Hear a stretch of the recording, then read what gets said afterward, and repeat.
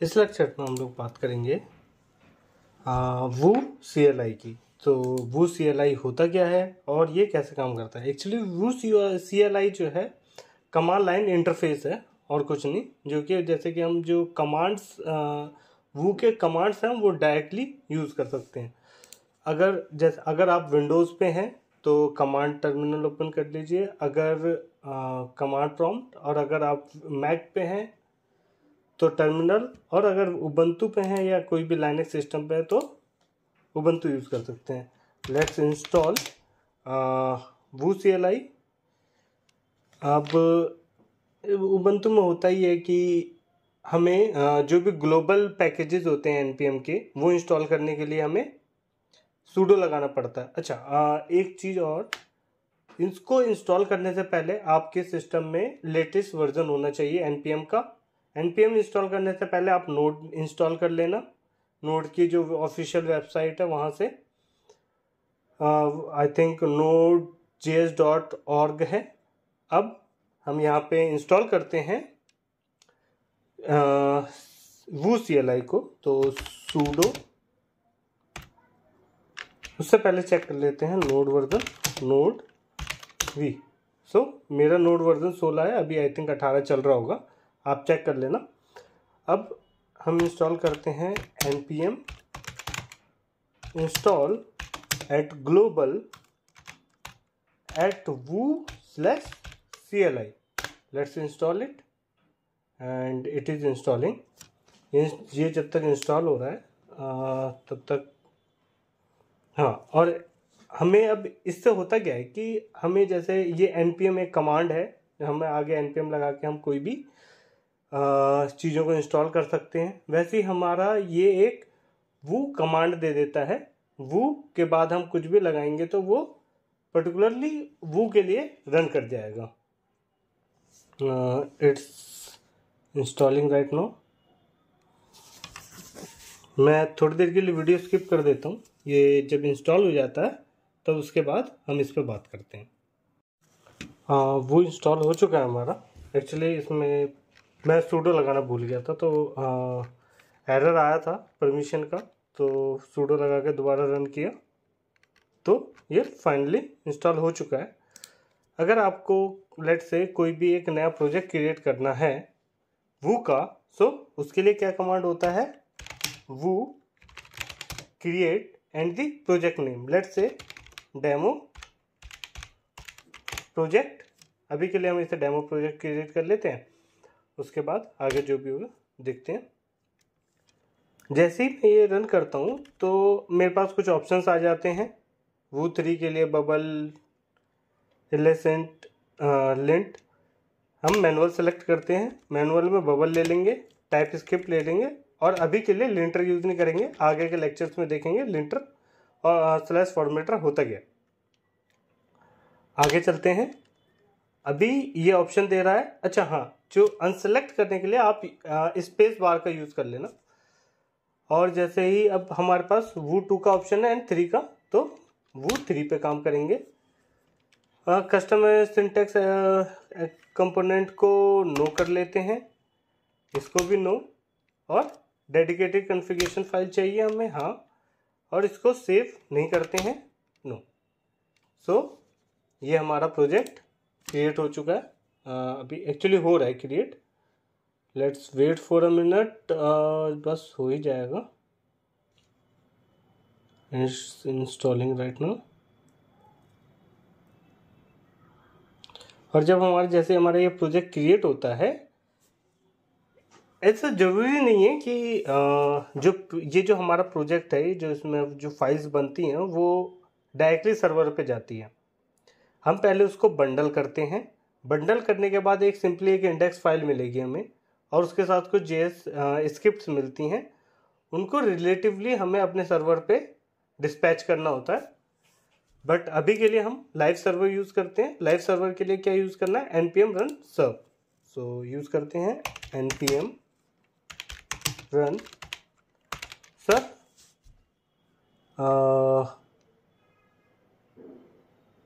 अच्छा, हमें पहले प्रोजेक्ट में जाना पड़ेगा, तो प्रोजेक्ट है हमारा cd2 डेमो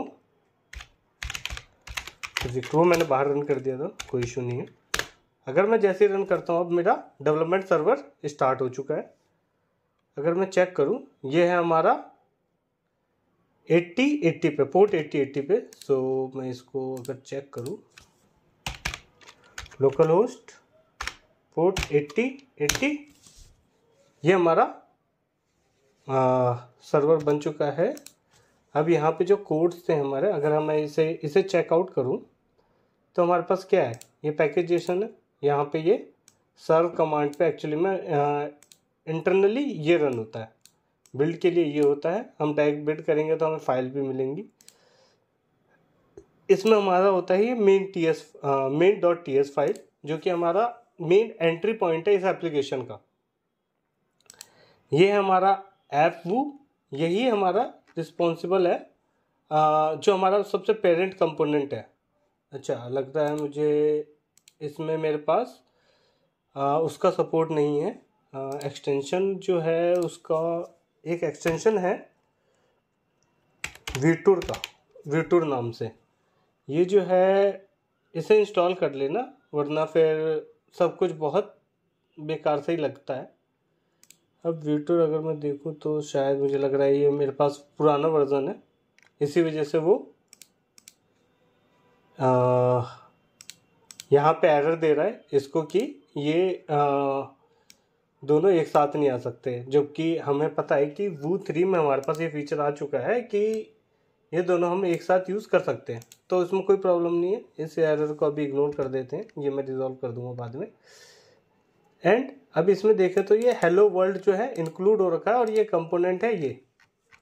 अब हमारे पास वहाँ पे भी 3 चीज़ें थी, एक तो टेम्पलेट, ये हो गया हमारा स्क्रिप्ट, और ये हो गया स्टाइल। ठीक है, ये जो स्कोप्ड वगैरह होता है, ये चीज़, इन चीज़ों पे हम बाद में डिस्कस कर लेंगे। अब लेट्स से हमारे पास ये चीज़ है। अब इसमें क्या होता है कि जो कंपोनेंट है, जब भी हम कंपोनेंट इंपोर्ट करते हैं, एक तो कंपोनेंट इंपोर्ट करना जरूरी पड़ जाता है क्योंकि हमारे सारी फाइल्स जो होती हैं अलग अलग हैं। और जब भी हम कंपोनेंट, और अगर हम यूज़ करना चाहते हैं कंपोनेंट को, तो वो उस कंपोनेंट को यहाँ डिफाइन करना जरूरी है। ठीक है, अब जैसे कि हम जब वहाँ यूज़ कर रहे थे जो चीज़ें, वो चीज़ों को यहाँ पे यूज़ करके देखते हैं। लेट्स से अभी फ़िलहाल के लिए हम इसको यहाँ से हटा देते हैं, तो इसमें से हमें कंपोनेंट की भी कोई ज़रूरत नहीं है, ये कंपोनेंट भी हटा देते हैं। ठीक है,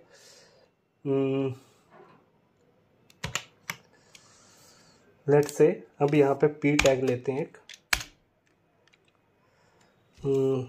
ये बार बार डिस्टर्ब करेगा, इससे बढ़िया है कि इसको एक पेरेंट टैब में डाल देंगे। लेकिन वो 3 के बाद से हमें ज़रूरी नहीं है इसको यूज़ करें, आपकी मर्जी है।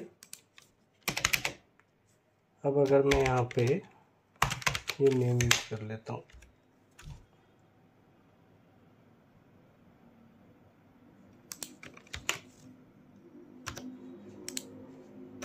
ठीक है, एक सेकेंड। अब यहाँ पे हमने कोई डेटा पैरामीटर दिया नहीं है, ये तो नेम हो गया उसका। अब हम जैसे उसमें यूज़ करते थे वैसे ही इसमें भी कर सकते हैं हम।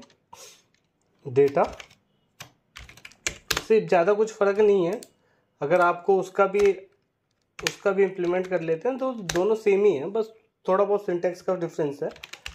अब क्या कर लेते हैं, रिटर्न। यहाँ पे और भी तरीके होते हैं इन चीज़ों को यूज़ करने के लिए, मैं वो बाद में बताऊँगा। Name first CLI application. ठीक है, अब अगर मैं देखूं फर्स्ट CLI एप्लीकेशन, तो ये सेम चीज़ थी, यहाँ भी आ गई। अब अगर जैसे मेरे को यूज़ करना हो, लाइक जैसे उसमें क्लिक था हमारे पास, अगर मेरे को क्लिक यूज़ करना हो वो भी यूज़ कर सकता हूँ मैं। यहाँ पे मेथड्स को डिफाइन कर सकता हूँ, वही सेम कोलन और ये। अब मेथड्स में लेट्स से मेथड्स यूज़ करने के लिए हम पहले एक इवेंट बना लेते हैं, बटन। ठीक है, इसमें भी सेम है, @क्लिक डालना है हमें, और हैंडलर का नाम रखना है। लेट्स से यहाँ पे क्लिक मी कर देते हैं। ठीक है, और यहाँ पे मैं डाल देता हूँ क्लिक मी, एंड मेरे को कह रहा है ये कि क्लिक में अभी डिफाइन नहीं है। सो मेथड्स में हम क्लिक में डिफाइन कर देते हैं, क्लिक मी, ठीक है, मेथड बन गया। अब यहाँ पे जैसे क्लिक करेगा तो उसे हम कंसोल कर लेंगे, click event is called. Okay, so अगर मैं चेक करूं यहाँ पे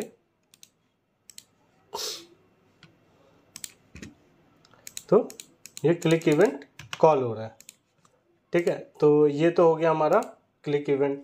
अब जैसे कि जो चीज़ें हमने उसमें की थी वो सारी चीज़ें भी हैं, प्लस इसमें एक नई चीज़ है, जैसे कि अगर मेरे को यहाँ पे कोई कंपोनेंट बनाना है, अगर मैं कंपोनेंट लेट से बना लेता हूँ एक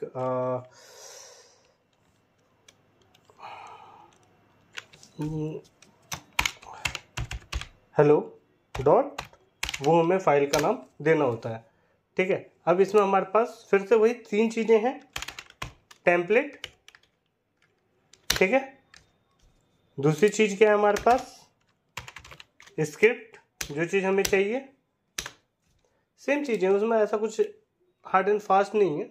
अब इसमें हम यहाँ पे चाहें तो यहाँ पे लैंग्वेज डिफाइन, अगर लैंग्वेज डिफाइन कर देते हैं तो इससे हमारा ये हो जाता है कि भाई इसको आइडिया रहता है कि अंदर जो लैंग्वेज है वो टाइप स्क्रिप्ट है कि जावा स्क्रिप्ट है, क्योंकि ये दोनों ही लैंग्वेजेस के लिए काम करता है हमारा, ठीक है। अब अगर इसमें हम जैसे देखें, यहाँ पे नेम जो है इस कंपोनेंट का नेम दिया हुआ है, तो हम भी यहाँ पे यूज़ कर सकते हैं।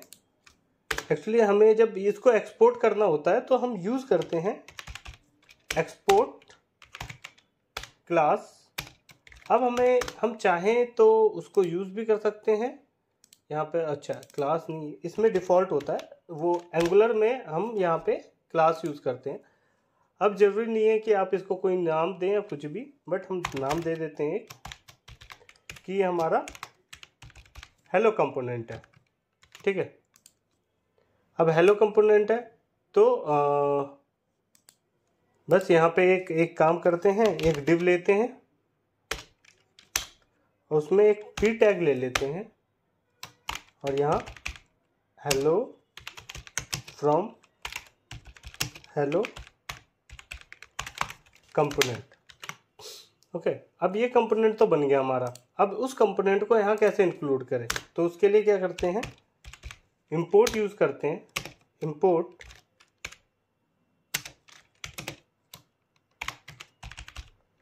हेलो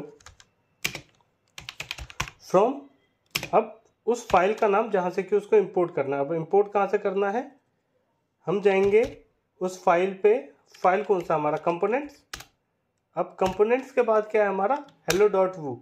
अब अगर आप चाहें तो वू हटा सकते हैं या फिर यूज़ भी कर सकते हैं। ये हेलो डॉट वू हो गया, ठीक है, ये नेवर यूज़ का एरर है। अब मैं इसको इस कंपोनेंट में डाल दूं तो अब हम इसको यहाँ पे यूज़ कर सकते हैं। तो इसमें हमें वो कर्ली ब्रेसेस लगाने की ज़रूरत नहीं थी, डायरेक्टली हम यहाँ पे इसको यूज़ कर सकते हैं। और इस कंपोनेंट का अगर हमें यूज़ करना हो यहाँ पे तो हम क्या करेंगे, जस्ट हेलो टाइप करेंगे एंड बुक, बस ये हमारा हेलो हो गया। एंड नाउ सी, ये हमारा हेलो फ्रॉम हेलो कंपोनेंट आ गया। अब उस कंपोनेंट के साइकिल्स को हम इंडिपेंडेंटली यूज़ कर सकते हैं, इस कंपोनेंट को हम इंडिपेंडेंटली यूज़ कर सकते हैं। तो इस वाले पर्टिकुलर ट्यूटोरियल में आज के लिए इतना काफ़ी है। अगले ट्यूटोरियल्स में हम और भी एडवांस चीज़ें चेक करेंगे, ठीक है। सो बाय बाय।